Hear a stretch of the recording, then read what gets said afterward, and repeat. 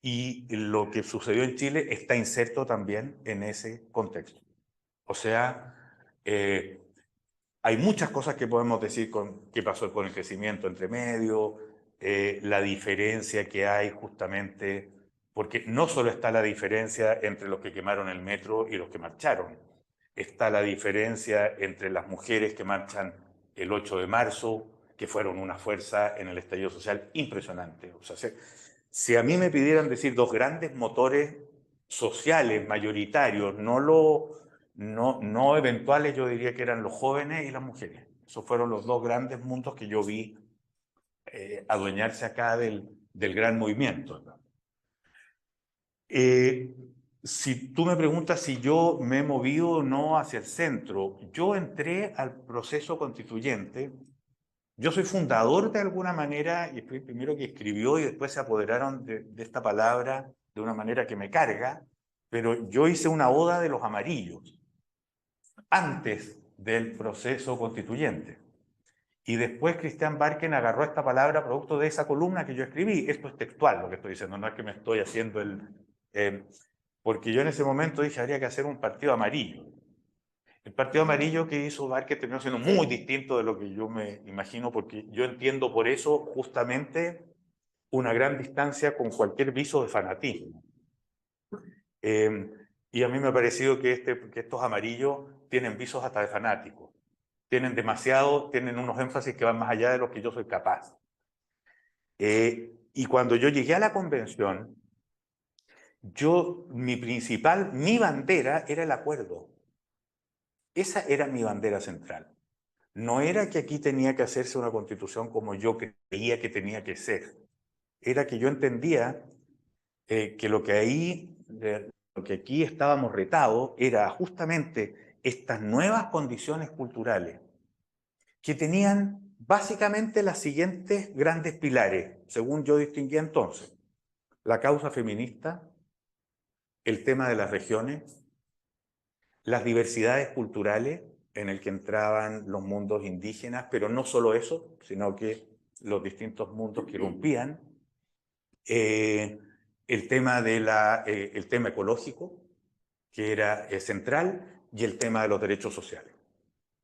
Más o menos, estas cinco, y yo ahí veía y entendía que nuestro gran reto era una constitución de los tiempos que vienen.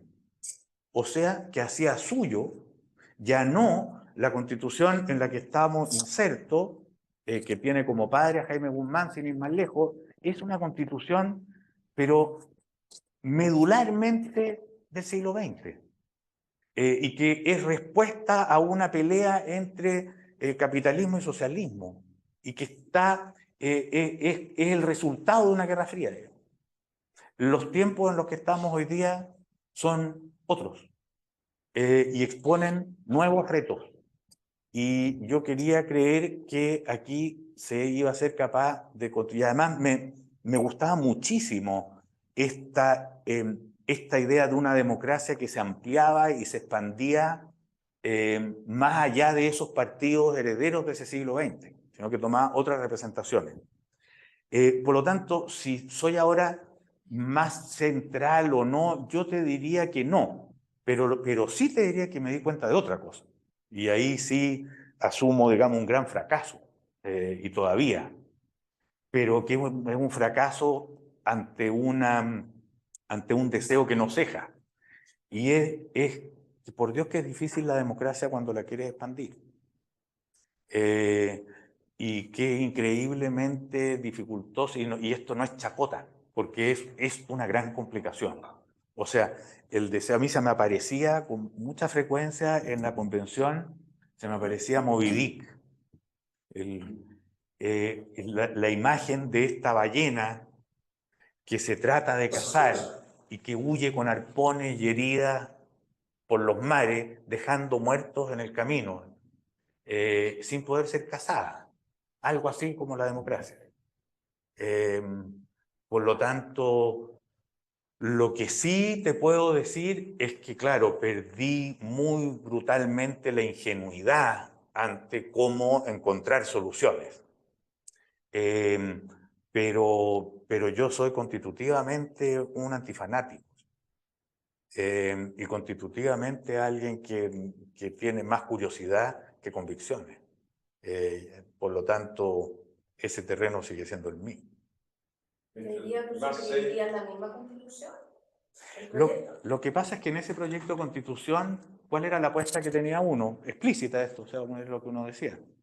Yo lo que veía ahí era que este era un acuerdo que era un acuerdo social, al que le faltaba un acuerdo político.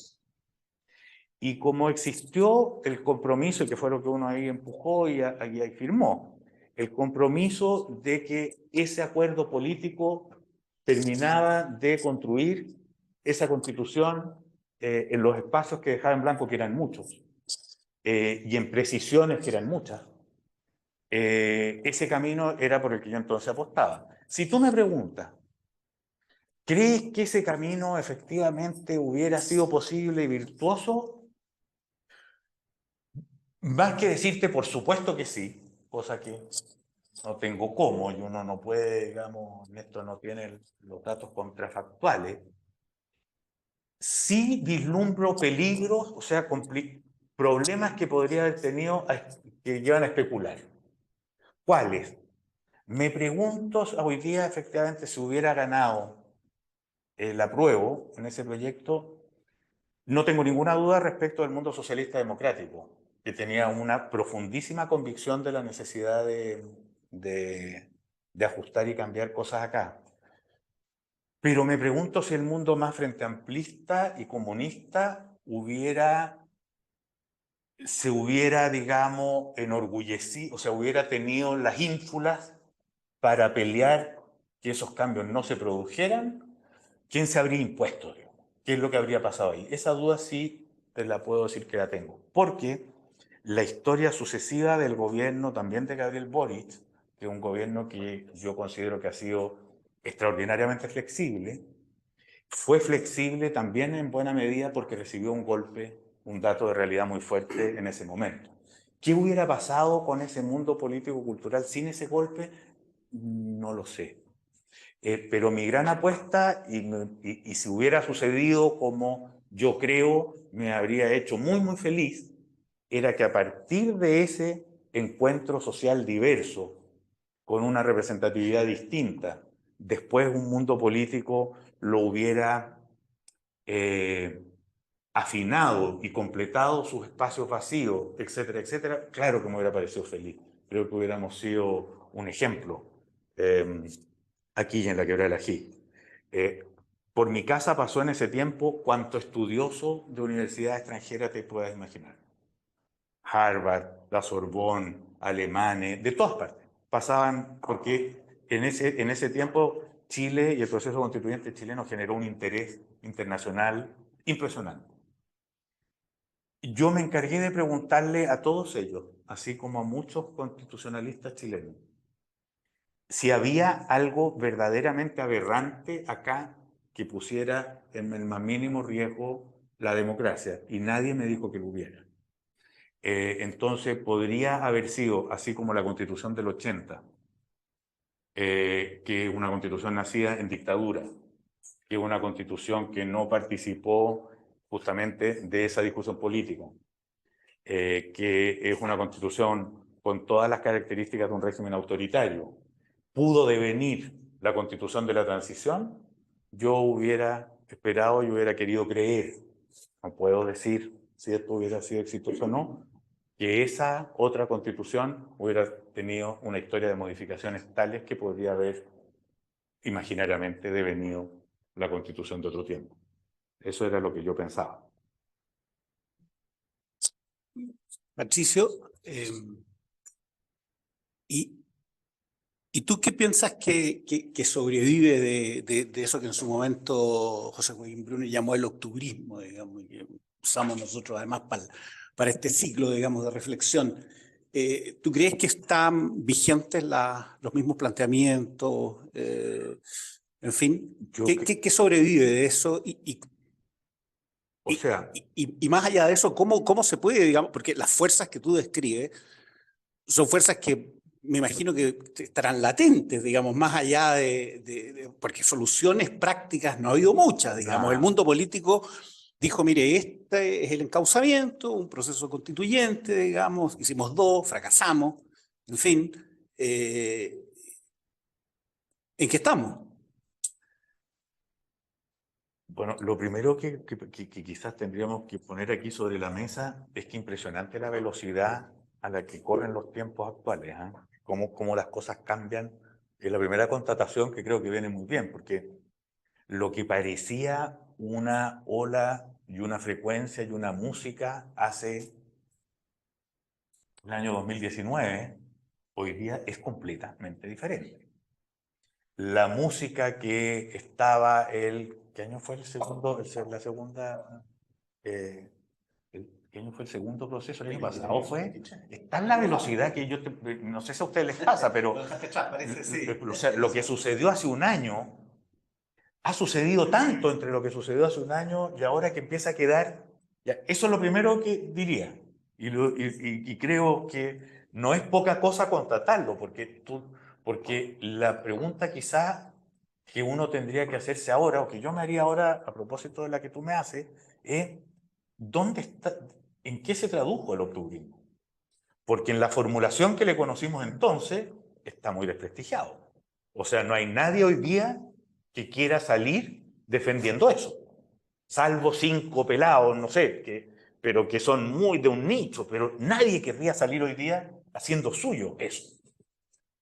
Y no obstante, tu pregunta es válida porque uno tendría que decir, ¿y dónde está eso? ¿Y dónde está? ¿En qué se tradujo? Más que dónde está, incluso, ¿qué forma está tomando? ¿Dónde se está? Porque, claro, pensar que esto desapareció, o sea, de pronto se entró en alguna corriente subterránea que lo sacó del planeta, digamos, es difícil de figurarse. Se morfió. ¿Ah? Se morfió. Necesariamente, ¿no? Yo no tengo la respuesta exacta de en qué se morfió, pero en algo tendrá que haber sucedido. No descartemos, digamos, que esas furias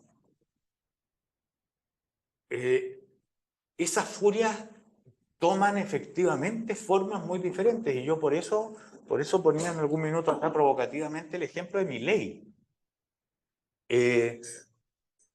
Milei es una furia, básicamente, antes que nada es una furia. El que quiera creer que los argentinos votaron mayoritariamente por Milei por su credo económico, digamos, creo que se equivocan, porque ese tipo de cosas se cambian y se abandonan muy rápido.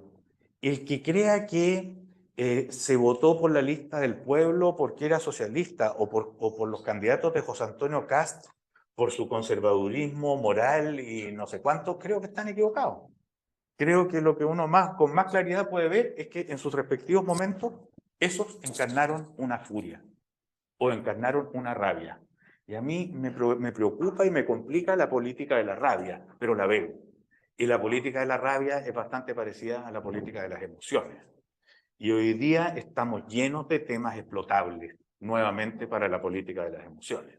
¿Y cuál es basta ver, yo supongo que cuando vimos el debate de Trump con Biden, por ejemplo, toda la atención mediática se la llevó la vejez y el decaimiento de Biden.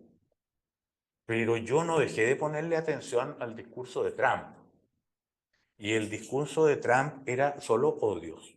Era la constitución permanente de un enemigo. ¿Y quién era ese enemigo para él ahí? En primerísimo lugar, los migrantes, que venían saliendo de las cárceles y venían saliendo de los manicomios, según dijo Trump. Y en segundo lugar, fueron algo así internamente mundos demócratas a los que acusaba de querer abortar hasta los niños no sé qué edad. Pero todo esto era cómo detonar unas rabias, cómo mover unas emociones. ¿Dónde están habitando esas rabias hoy día? creo haber dado una pista de donde creo que se van a manipular en el tiempo que viene. Se van a manipular con fuerza en torno a los migrantes, se están manipulando con fuerza en torno a la seguridad, pero no sé qué forma ni quién las va a encarnar. La palabra migrante, es un tema, la palabra migrante, ilegales. Porque nadie quiere reconocer este tema de la legalidad y el proceso que Chile ha tenido desde y también el atractivo. Yo soy un ley, Sí. 40 y tantos años atrás que llegué a Chile y celebro mi llegada. Quizás los demás no, pero yo sí. Pero está regularizado. Pero creo que es importante también, ¿no? Otra corrección. Sí, pero es que lo que pasa es que creo que esa corrección que haces tú es deseable, pero no real. O sea, no sé, en el discurso público no está ese distinto. Por lo tanto, que tiene un rol. Por lo tanto, el manejo. No tiene un rol protagónico en cierto discurso, ciertos. Nosotros. Sí. Es importante, igual como la distinción entre la violencia y los millones de lo que sea. Sí, pero lo que te quiero decir cuando digo que el enemigo empieza a constituirse en los migrantes, los que vienen de afuera, en ese discurso no está el distingo. Sí, está en muchos sectores. No, está más bien otro distingo. Tú no eres de esos porque tú eres blanco y vienes de Europa. Pero el migrante molesto es el migrante que viene de Venezuela, que es más pobre, que tiene otro aspecto. Ese es el imaginario que empieza a crecer en esto. Y no solo acá, sino que también en otras partes. No es la verdadera distinción, no es la legal y ilegal. En el imaginario, tú tienes razón. Pero tratando de ayudar, encauzar la conversación hacia cierta transparencia. Porque en verdad Claro. está bien lo que está planteando. Sí. Y yo, por tener mi acento gringo, lo celebro, porque Sí. me trata mucho mejor que cualquier otro chileno. Uh-huh. Porque lo tomo como virtud. El migrante despreciado y lo que se entiende para todos estos efectos con migrante es alguien a quien le doy una categoría de desprecio respecto de mí. Es alguien que es menos que yo. Y como parece ser que en el alma humana está el deseo de encontrar a alguien inferior a mí para despreciarlo, digamos, es una invitación que cuaja en no pocos. Oye, Patricio, yo tengo como 10 preguntas, pero voy a resumirlas. Créeme que voy a hacer 3. O te las voy a hacer todas y tú hazte cargo las que quieras, digamos. Después de 2 procesos constitucionales como resultaron, voy a ir al callo del punto. ¿Tú crees que el problema de la Constitución para la izquierda de la Constitución actual era principalmente el origen o la subsidiariedad que la cruzaba, el contenido? ¿El problema de origen o el contenido? El más importante a tu juicio, hoy día, desde hoy día, porque sabemos que antes hablaban de el discurso era el origen y después se la bancaron igual, ¿no? Es un síntoma, dijiste tú, esto que está ocurriendo es un síntoma. ¿Tú crees que para efectos de la ciencia política, la CEP, y tal, o sea, todas las demás, digamos, tenemos paradigmas que dan el ancho, digamos, para esta nueva forma, porque te parece que instalada, son nuevas formas, 90 estallidos nombrabas tú que un autor señalaba, la que tú quieras, ¿no? Y encontráis algo, no sé si aberrante es la palabra a propósito de la pregunta que tú le hacías a la gente que te visitó desde diferentes universidades, ¿encontráis algo extremo en el primer proyecto de la convención? Algo, Sí. no proyecto como tal. Y lo último, el rol de la oposición. ¿Cómo evaluás tú el rol de la oposición a Sebastián Piñera durante ese periodo? La que quieras. Sí, no, te las puedo contestar todas más o menos rápido. A la izquierda la obsesionaba primerísimamente en el cambio constitucional el origen de la Constitución, de la Constitución del 80, sin duda, de Pinochet. A mí, de hecho, no era mi principal tema y eso lo discutí. Para mí el tema era el que dije, estamos en otra época, es otra era, es otro mundo, merece o sería muy bienvenido o sería admirable un nuevo pacto para los nuevos tiempos. Eso era lo que a mí me interesaba, pero si tú me preguntas qué es lo que a la izquierda más le importaba, era el origen. Y en segundo lugar, efectivamente, lo que yo creo que es la subsidiariedad, o sea, darle, y en segundo lugar, muy importante, el pasar a ser un Estado social de derecho. Yo creo que esos eran los dos grandes cosas que efectivamente la movían. Tú me preguntas si creo que los paradigmas actuales, digamos, de la política dan respuesta a esto que estamos conversando. Yo creo que evidentísimamente no. Evidentísimamente no. Y es parte de lo que genera el distanciamiento entre ciudadanía con estos partidos estructurados en torno a paradigmas que no están dando abasto. A mí me parece que hay algunas preguntas históricas que permanecen y que evidentemente sus respuestas no son las que conocimos. Publiqué hoy día una columna que tengo que, no sé, la voy a ver cómo retuitear a propósito del tema de Maduro. Las izquierdas, por ejemplo, tienen un reto central en esto. Y el reto central debieran ser las llamadas a encabezar el combate y las acciones en contra de un régimen como el de Maduro. Ni siquiera están llamadas a condenarlo, sino que a encabezar su solución. Cúcuta 2.0. ¿Ah?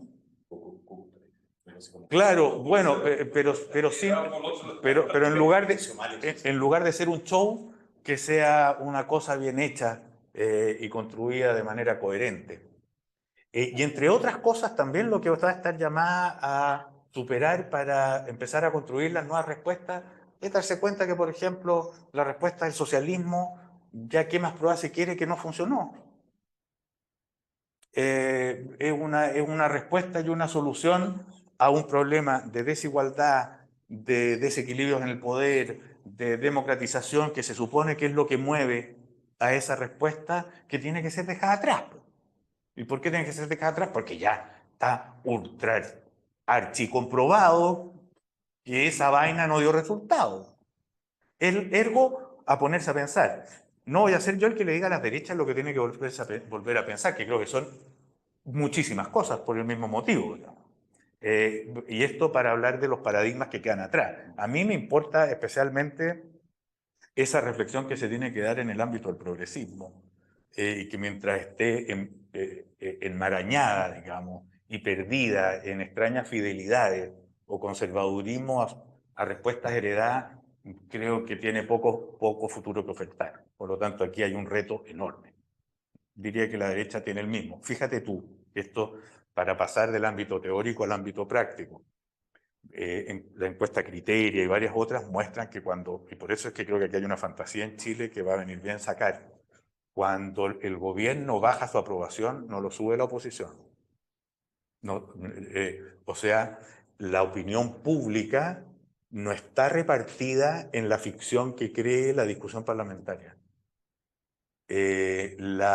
Cuando le va mal a la izquierda, no le va bien a la derecha, en la opinión pública, de momento. Esto es súper importante de verlo, porque quiere decir que la pelea que hay desde los republicanos hasta el PC, esto también algunas veces lo he dicho provocativamente, si alguna vez se sentaran, se fueran capaces de sentarse un poco más cómplicemente en una mesa, tú podrías ver que eso es un gran club. Un gran club, afuera del cual está una inmensa mayoría de chilenos. Hoy día, más de la mitad. O sea, eso no lo resuelve. Después, si tú me preguntabas si habían cosas, proyectos más extremos o... no, es que yo creo que estaba pasada de rosca en muchísimas cosas. O sea, estaba con el volumen alterado en muchos aspectos. Pero creo que era esencialmente el volumen, no necesariamente las puertas que abría, ¿entiendes? Y y estaba esencialmente alterado porque justamente esa convención fue elegida con la música del estallido social. Y aquí esto lo puedo decir con personalidad, porque a propósito de tu pregunta, porque en ese tiempo yo era súper criticado, porque uno era justamente de otra música, era como, ¿cómo hacemos aquí para, o sea, era como calma, y la calma, solo decir calma entonces era una agresión para algunos, ¿ah? Entonces, habían cosas, por supuesto, habían varias, pero,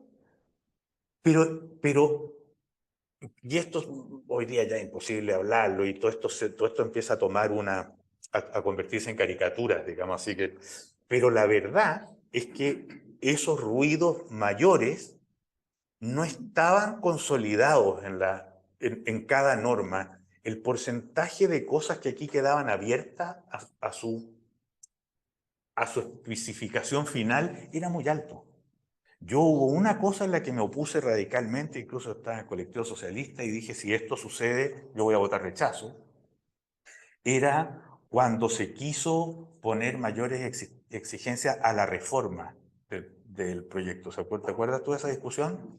Cuando se le quiso poner al Congreso una exigencia mayor por no sé cuánto tiempo. Yo en ese momento dije, no. O sea, eso sería empezar a petrificar esto que creo que es el comienzo de un proceso. O sea, no, esto no termina acá. Pero habitaba un ruido molesto y fuerte en muchísimas normas, sí. Eso, o sea, ese tenor las acompañaba. Te insisto que creo que era, visto desde entonces, era abordable, digamos. La oposición a Piñera, hubo un mundo que en la oposición construyó una imagen falsa del presidente Piñera. La idea de que Piñera era algo así como un Pinochet violador de derechos humanos. Eso es falso. O sea, Sebastián Piñera, cuyo gobierno yo no apoyo, no voté por él, tengo divergencias políticas importantes, de mirada de mundo, etcétera, etcétera, con un presidente tan democrático como cualquiera de los que han estado en Chile en la después de la transición. No se me ocurre un estándar en que haya sido distinto. Y por lo tanto, ese solo esfuerzo por convertirlo en algo distinto, eso creo que es efectivamente injusto. Y voy a aprovechar esto para decir algo más. Yo creo que hay algo que los chilenos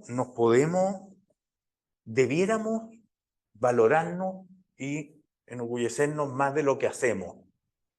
La refriega política muchas veces impide ver cosas en las que hemos sido excepcionales respecto de otros. Y lo digo a propósito de Piñera por lo siguiente.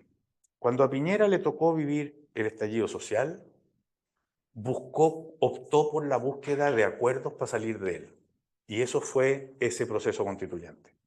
O sea, en lugar de decir aquí le voy de frente, o sea, aquí me impongo yo, abrió a una solución que incorporaba. Si se ve con honestidad el gobierno del presidente Boric, hay que decir lo mismo. En cada uno de los sucesos que han habido, el rechazo en la Constitución, la discusión de las grandes reformas, etc., no ha sido como suelen ser algunas izquierdas en América Latina, alguien que dice a sangre y fuego se va por acá. Ha abierto enteramente el espacio de diálogo y de construcción conjunta. Yo creo que eso, que lo hemos visto en tiempos de especial tensión, como son estos años, es algo que nos tenemos que reconocer y valorar, porque cuando se trata de caricaturizar esto como justamente lo contrario, degradamos las posibilidades de seguir apostando por esto. O sea, mejor destaquemos que hemos sido capaces de hacerlo que decir que no hemos hecho y que el otro no es eso que efectivamente ha sido. No sé si me explico. O sea, decir que Piñera fue un dictador, como Pinochet, decir que Gabriel Boric es un extremista como no sé qué, es falsear los hechos. Si nos queremos un poquito más, nos vamos a dar cuenta que no ha sido así.